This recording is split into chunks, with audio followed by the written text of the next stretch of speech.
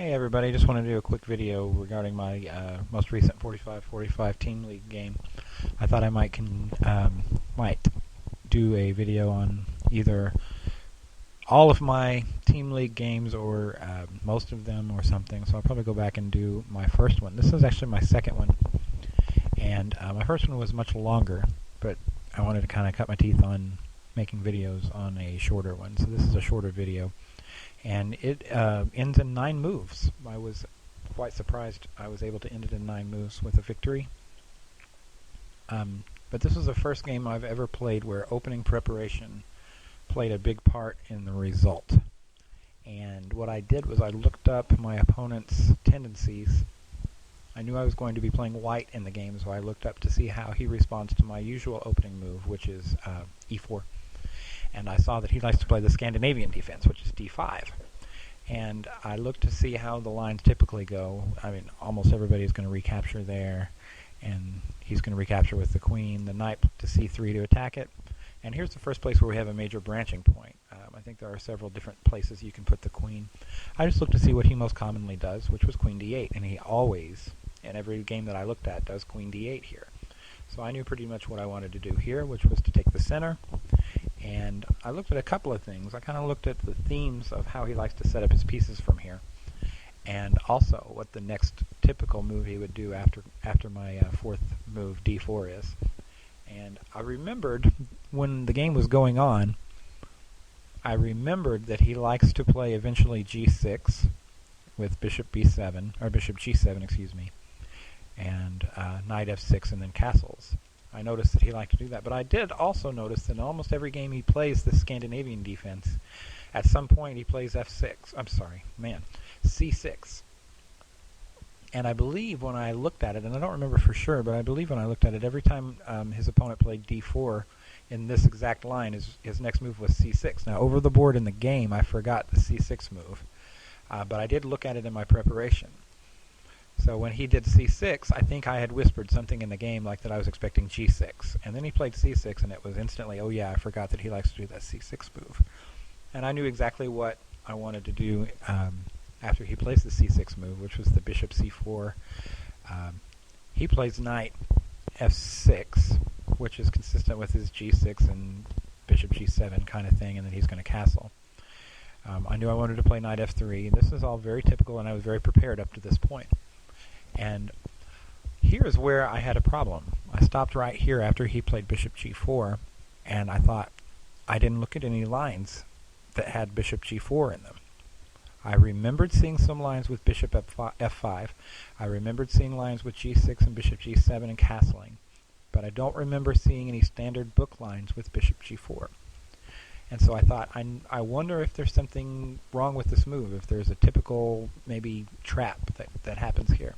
It turns out there is something here. It's not a killer, but it is something. It turns out that bishop takes f7 wins a pawn. And this is not what I played. This would have been slightly better than what I played theoretically. But what I played led to him blundering, which probably, leads to a quicker ending. This would have probably let him survive a little bit longer, but down a pawn.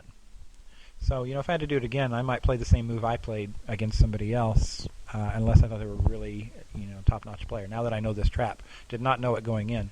But what the theme here is that if he takes here, then you play knight e5.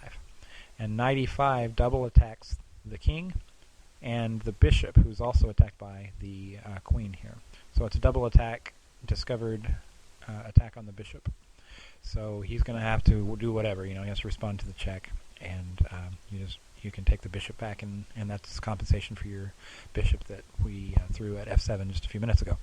So, and then he could do this, and then you've got a pretty good position up a pawn. He's lost castling, and this is pretty strong. Now, when I actually played, I did not see that. What I thought of at the time, and I had seen this theme in other games. Whenever I was looking up opening lines, I had seen knight e5 played, and I'd seen it in other positions. It was not this exact line, I don't think, but I had seen knight e5 played in several positions, so I looked at knight e5 immediately and thought, does that do anything? Now, I realized it had a double check here, and then I very shortly after that realized that it was checkmate if I was allowed to go ahead and take here with the bishop. So again, if I have my knight here, if I take on bishop takes f7 right here, that's checkmate.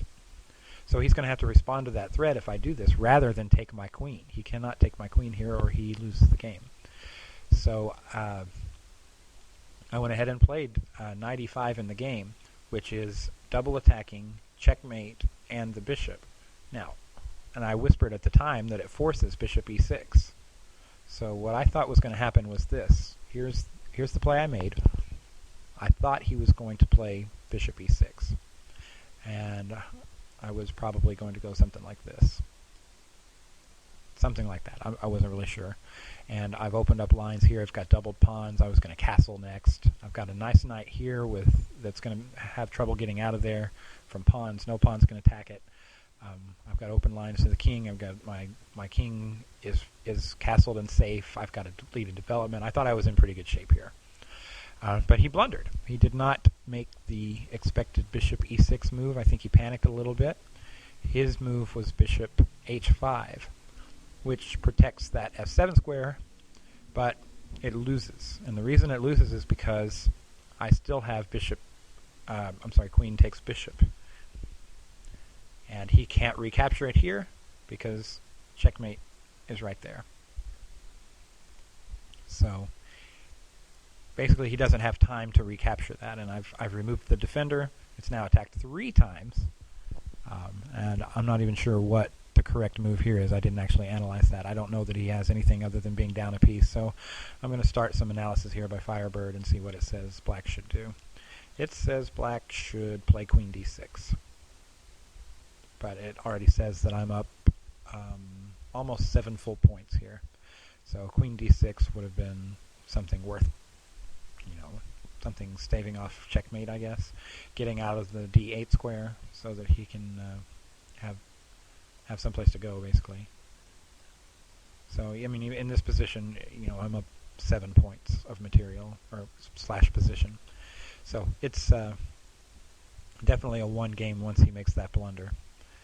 So he blundered again. Oh, I forgot. I can go forward on the line here. So this is the move I played. I really don't know what he was trying to accomplish with this. He thought I was threatening checkmate there, but I was actually threatening checkmate with the bishop. And I played that, and the game ended. So, this, I guess, qualifies as some sort of an opening trap in the Scandinavian when you go back to the key move in the game, which was bishop to g4. Right here, this is a mistake. Bishop, I think f5 is probably fine. Probably doing this g6 and bishop g7, and then castling kingside is probably fine. But I won this game because I noticed immediately when he did something that was not in my preparation. So I thought that was interesting, and it led me to want to look into making a video and talk about my experiences. And I've had several questions about this game and comments. So I thought I'd get my thoughts on it out there and let some people know what was going on. So I hope you enjoyed it, and I will try to get some more videos out on my other games. Thank you.